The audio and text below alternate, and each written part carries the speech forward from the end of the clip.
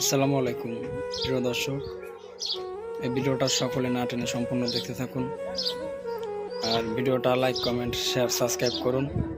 যে ভাই কি ভয়েসটা দেয়, সকলে একটু তার ভয়েসটার দিকে খেয়াল রাখুন আর আমাদের চ্যানেলটাকে সাবস্ক্রাইব করুন। চিন্তা করছেন যে সুন্দর পৃথিবীতে আমাদের জন্ম কেন হলো, আবার কেনই বা হবে মৃত্যু? এই কথাটি যখনই মনে মনে ভাবি তখনই নীরব হয়ে কাঁদি। যে সুন্দর পৃথিবীর রং তামাশা, লোভ লালসা, এটাই কি আমাদের ধর্ম?